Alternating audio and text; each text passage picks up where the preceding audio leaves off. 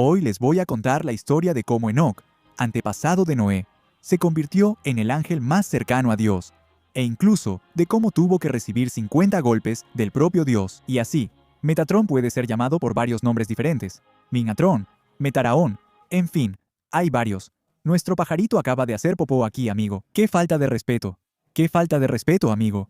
En fin, Metatrón recibe varios títulos diferentes. Él es mediador de Dios con la humanidad, portavoz divino, ángel de la vida y de la muerte, y principalmente el escriba de Dios. Esto se debe a que en el Talmud, que es el libro sagrado de los judíos, él recibe ese nombre, ¿verdad? Más o menos, esa es su función, ser el escribano del propio Dios. La clase de ángeles de la que Metatrón forma parte varía bastante dependiendo de la fuente. Ya lo han llamado arcángel, querubín, pero para mí, en específico, yo pensando aquí, lo considero más como un serafín por la cercanía que él tiene con Dios, ¿no? Que normalmente los serafines tienen bastante, tanto que por eso tienen 6 alas, para taparse el rostro y no mirar directamente a Dios. Y también porque Metatrón es descrito como un ángel ardiente, básicamente hecho de fuego y cubierto de fuego. Incluso, otro título que Metatrón también tiene es el príncipe de los serafines. Y a pesar de que Metatrón no es muy famoso en las historias bíblicas, ¿no? Tanto que ni siquiera es mencionado en la Biblia. Es más famoso en el misticismo judío, en las historias posbíblicas y también en el ocultismo. Pero aún así, es bastante conocido. Creo yo que, aparte de los principales arcángeles, ¿no? Gabriel, Rafael y Miguel, él es el más conocido de todos. Posiblemente por su participación en Supernatural, que curiosamente es de los pocos personajes ahí que no usa traje. No es que eso signifique algo, ¿verdad? Y por ser serafín, Metatrón también termina teniendo, digamos, el privilegio que pocos ángeles tienen. De hecho, pocos seres lo tienen, que es poder ver directamente el rostro de Dios. Y por ser serafín, como dije, ¿no? Metatrón termina siendo muy cercano a Dios y tiene varios pares de alas. De eso voy a hablar más adelante, pero posiblemente esos pares también se usan para que él no termine mirando directamente a los ojos de Dios, al rostro de Dios. Bueno, Metatrón no fue elegido para ser el escriba de Dios porque sí, eso tiene mucho que ver con la otra vida que tuvo, la vida humana, como Enoc. Bueno, Enoc era como el antepasado de Noé, aunque hablando así, parece que había una gran diferencia de edad entre los dos.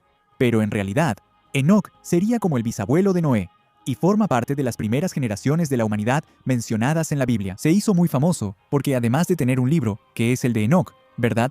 Que incluso es bastante polémico. También se hizo famoso por tener una amistad muy cercana con Dios, digamos. Era el compa de Dios, y la historia dice incluso que él caminó con Dios. Lo que más llama la atención en su historia es que, a diferencia de todas las demás personas de esa época, él no murió, ¿ok? La verdad, según cuenta su historia, él fue llevado al cielo. Pero vamos a hablar más sobre eso más adelante aquí. Pero además de esas historias, por haber muchas más cosas sobre Enoc, él está rodeado de misterios.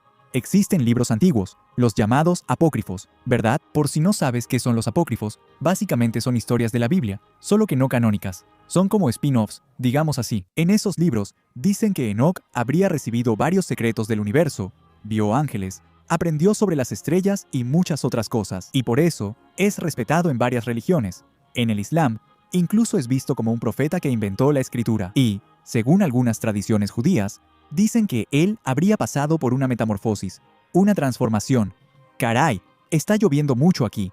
¡Qué lluvión! Que ustedes no van a escuchar porque voy a poner algo que va a quitar el ruido del sonido, ¿verdad? Pero está lloviendo mucho aquí. ¿En qué estaba, verdad? Para que podamos entender exactamente cómo Enoc subió al cielo, necesitamos echar un vistazo a los libros que hablan sobre él, los apócrifos, ¿verdad? Los libros de Enoc, que son más de... Yo sé que hay 3, capaz que haya más, pero yo solo conozco 3. El primer libro de él es el más famoso. Es el libro donde entendemos exactamente los motivos por los que Dios hizo el diluvio, por los que mandó el diluvio a la tierra. Está bien que la Biblia también menciona los motivos, ¿verdad? Dice que la situación estaba complicada en la tierra. La gente ya no le importaba nada. Pero el libro de Enoc profundiza mucho más en eso. Porque ahí habla sobre los vigilantes, que serían ángeles que terminaron enamorándose de mujeres humanas. Bajaron a la tierra y terminaron pues teniendo algo con ellas. Y de eso nacieron los gigantes, que acabaron con la tierra, sembraron el caos aquí. Y entonces los arcángeles, Miguel, Rafael, Gabriel y Uriel, vieron todo lo que estaba pasando. Avisaron a Dios, y él terminó enviando el diluvio. Y además del diluvio, los arcángeles también son enviados para cazar a los vigilantes, que eran liderados por Samyasa. Y también a algunos gigantes que lograron escapar del diluvio. Bueno, Esta es solo la primera parte del libro, y es la parte más conocida. Pero hay mucho más, como por ejemplo Enoc, haciendo algo parecido a Dante. Todo un infierno, y haciendo una visita, tanto al abismo como al cielo. Bueno, en el caso del infierno, sería el abismo, ¿no? Según este fragmento aquí. Y de ahí fui a otro lugar, que era más terrible que el anterior, y vi algo terrible, un fuego alto que ardía y flameaba. Era un abismo profundo. Ni su extensión ni su tamaño pude ver. Y también terminó visitando a los Watchers, ¿no? Los vigilantes, en su castigo. Entonces pregunté, ¿por qué este lugar es tan terrible y doloroso de ver? Entonces, Uriel, de los santos ángeles que estaban conmigo, respondió, Enoc, ¿por qué tienes tanto miedo y asombro? Y yo respondí, por causa de este lugar terrible, y por el dolor que hay aquí.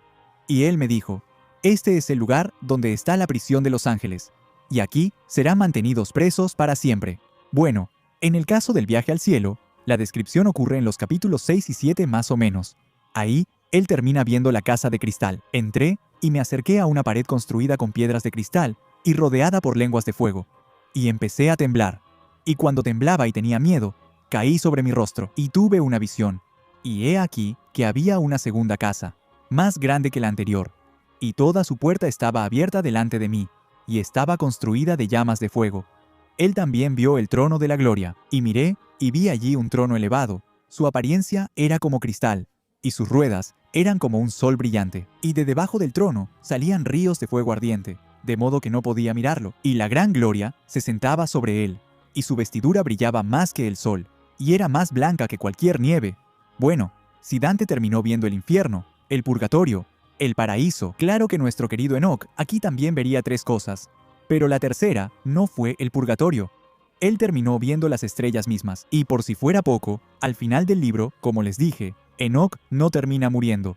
Él termina siendo llevado a los cielos, y no por cualquier ángel, sino por los arcángeles. Y sucedió después de eso, que su nombre, durante su vida, fue elevado ante ese Hijo del Hombre, y ante el Señor de los Espíritus. Entre aquellos que habitan en la tierra, él fue elevado en los carros del Espíritu, y su nombre desapareció entre ellos, y desde ese día ya no fui contado entre ellos. Él me colocó entre los dos vientos, entre el norte y el oeste, donde los ángeles tomaron las cuerdas para medir para mí el lugar para los elegidos y los justos. Y allí vi a los primeros padres y a los justos que desde el principio habitan ese lugar.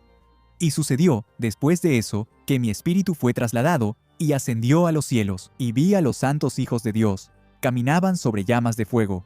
Sus vestiduras eran blancas y sus ojos brillaban como la nieve. Vi dos corrientes de fuego, y la luz de ese fuego brillaba como jacinto. Y caí sobre mi rostro delante del Señor de los Espíritus. Y el ángel Miguel, de los santos ángeles, me tomó de la mano derecha y me llevó, y me introdujo entre todos los secretos.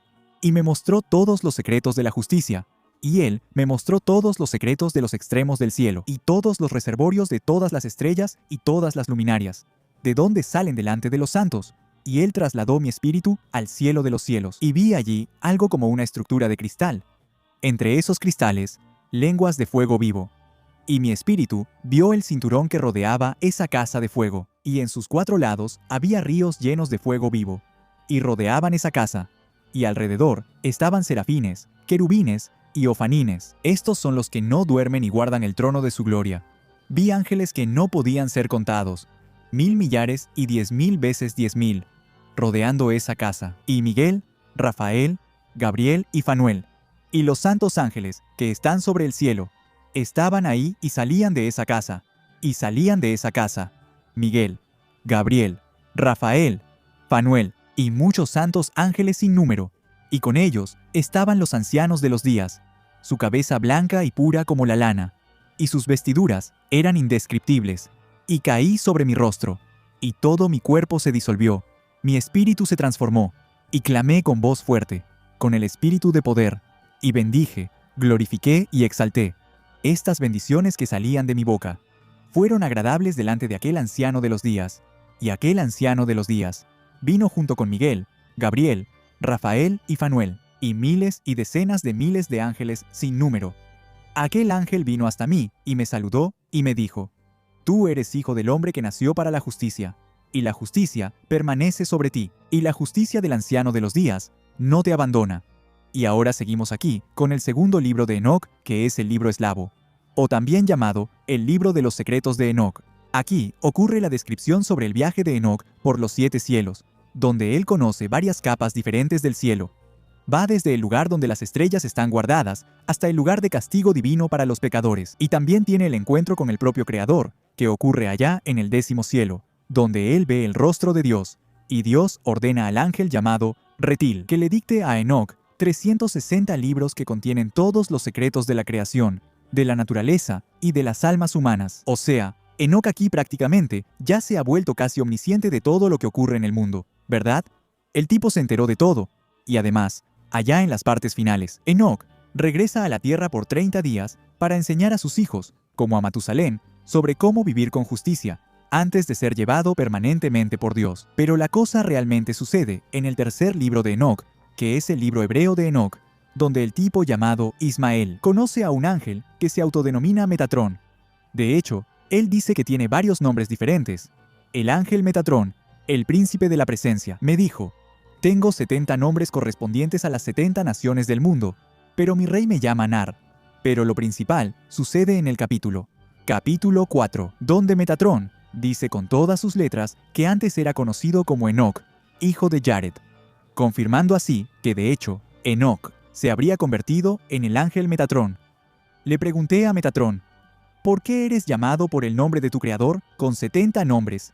Eres el más grande de todos los príncipes, más elevado que todos los ángeles. Y él me respondió: porque yo soy Enoc, hijo de Jared. Cuando la generación del diluvio pecó, el santo, bendito sea él, me llevó de su tierra, para ser un testigo contra ellos en el cielo alto, para todas las generaciones venideras. Y de aquí en adelante, Metatrón comienza a hablar sobre cómo ocurrió su transformación en ángel, como por ejemplo, el aumento de su tamaño y también sus alas. El santo puso sus manos sobre mí, y me bendijo con 1365 bendiciones.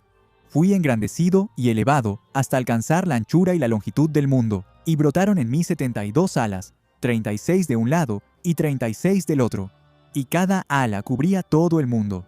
Él fijó en mí 365,000 ojos, y cada ojo era como el propio sol.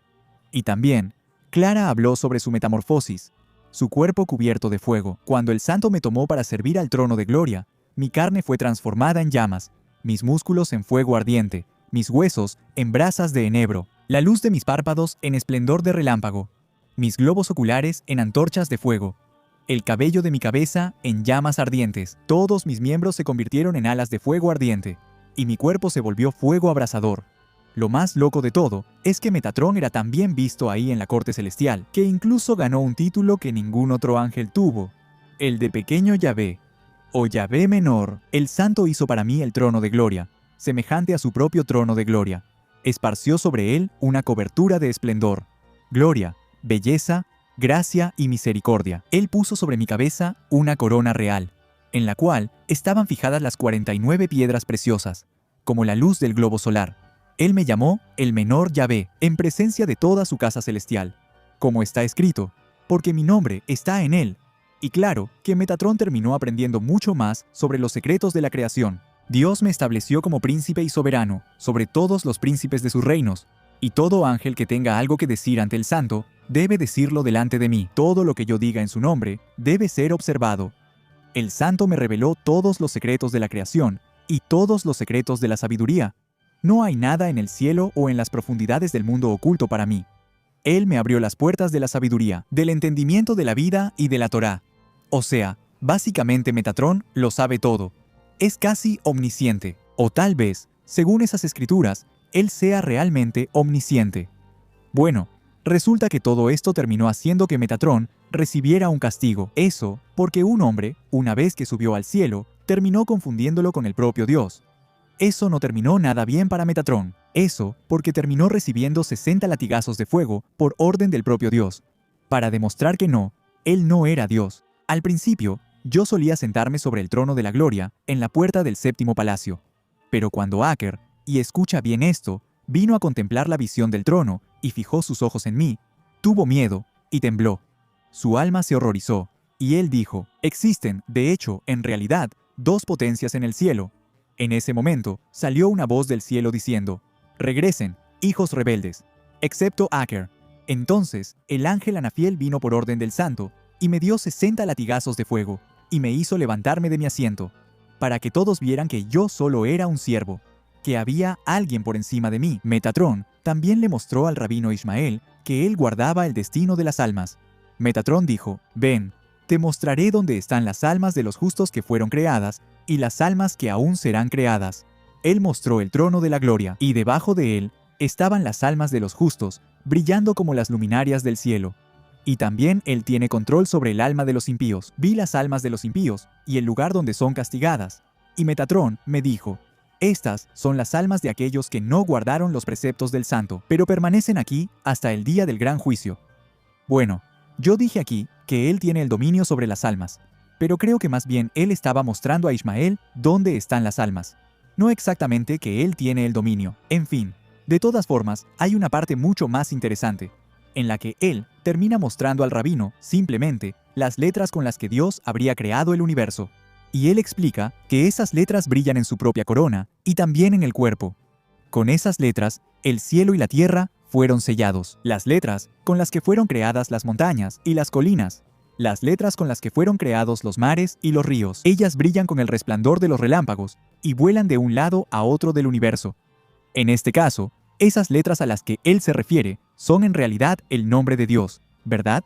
Yahvé. Después de eso, Metatrón dijo que a pesar de todo eso que él tiene, sigue siendo solo un instrumento de la voluntad divina. El santo dijo: yo lo llamé Metatrón, mi siervo, el único entre todos los hijos del cielo, porque le entregué todo el poder, excepto el de perdonar los pecados. Y Metatrón respondió: todo honor y gloria pertenece al único que vive para siempre. Si llegaste hasta aquí en el video, no olvides dejar tu like y suscribirte al canal. Compártelo también porque me ayuda muchísimo. Y adiós.